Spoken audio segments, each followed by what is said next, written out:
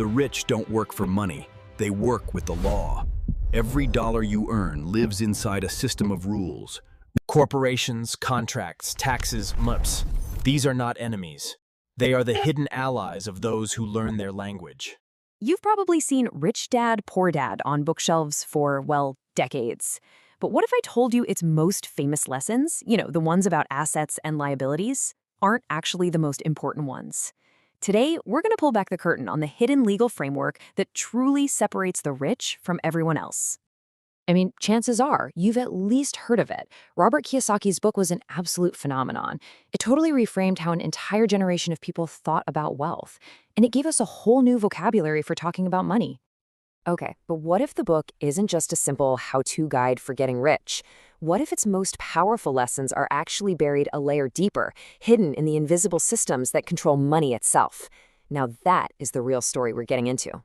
So first things first, let's really challenge how we all think about this book. We're going way beyond the surface-level advice, because the argument here is that it's not just a money guide, it's a commentary on something much, much bigger. Here's the core idea. The book is actually a pretty subtle commentary on justice and the rules of the game. It suggests that financial freedom isn't just about earning more money. No, it's about understanding the legal and educational systems that define our opportunities in the first place. So, how does this actually work? Well, that brings us to the mechanics of it all, the law that sits behind the wealth, and how legal systems can be used to create a really powerful financial advantage. We've all heard this line, right? It's the central philosophy of Rich Dad. But here's the thing, it's not just a mindset shift. There's a powerful engine running behind this idea, making it all possible. And yeah, that engine, it's the legal system. See, Rich Dad's strategy isn't some secret trick. It's a deep, practical understanding of tax codes, property law, and corporate legislation. These aren't obstacles you have to work around. They're the very tools designed to make capital grow.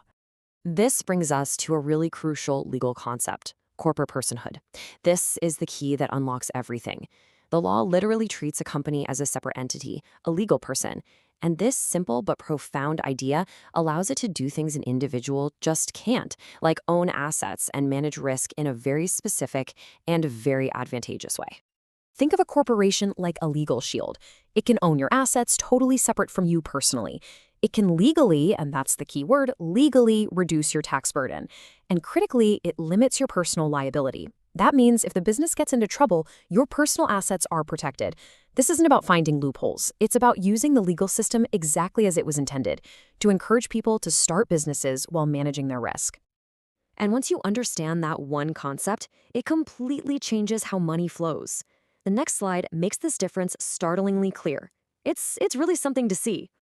Okay, look at this. It really shows the two paths so clearly. On the left, you've got the traditional route most of us follow.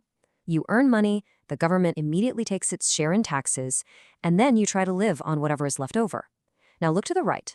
The Rich Dad path completely flips the sequence. The corporation earns, then it spends on business expenses, salaries, supplies, investments, and only after all of that does it pay taxes on what's left.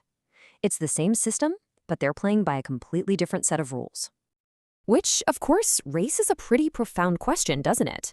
If the rules can create such wildly different outcomes for those who know them versus those who don't, what does that say about fairness in our financial system? And that's the real paradox, isn't it?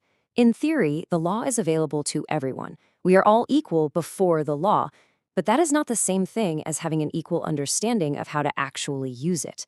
And that knowledge gap, it creates a massive gap in outcomes. So, you see, this isn't just about personal finance anymore. It really elevates the whole conversation to a question of fairness. And it frames financial literacy not as some personal skill, but as a major social issue. The big takeaway here is that the system isn't neutral. Not at all. It is literally designed to reward those who understand its legal framework. And by extension, it punishes those who don't. And that is the quiet critique running through this entire book. This quote from the source material just gets right to the heart of it all. It says a truly just society requires more than just access to opportunity. It demands access to the knowledge of how our economic system actually functions. Following that line of thinking, understanding the law becomes almost a moral imperative. When people are fluent in the language of contracts, tax law, and corporations, they're so much less vulnerable to being exploited. In this view, legal literacy is basically a form of self-defense. It's foundational to creating a fair society. Okay, so let's bring this all together. The book's ultimate hidden message is that true freedom comes from a very specific kind of literacy. It's the power to understand and even rewrite your own contract with the world. Because at the end of the day, the law isn't just some dusty set of rules. It's the language of power. And just like any language, those who become fluent can navigate the world, build what they want, and protect themselves. And those who don't, well, they often can't. Let's just quickly tie these powerful ideas together. It all starts with corporate personhood, which isn't just a theory, it's a practical tool for tax efficiency and asset protection. And that tool then allows you to properly define your relationships through contract law. Understanding both of those is what lets you truly exercise your property rights to build security. And when you see how they all connect, you realize that financial literacy isn't just a skill, it's a civic right. And we'll end on this powerful thought. Maybe the true lesson of Rich Dad Poor Dad isn't simply how to get rich. Maybe it's that financial freedom is about something much more fundamental, the right to understand and use the very legal systems that govern our economic lives. And that, well, that's an idea that truly changes everything.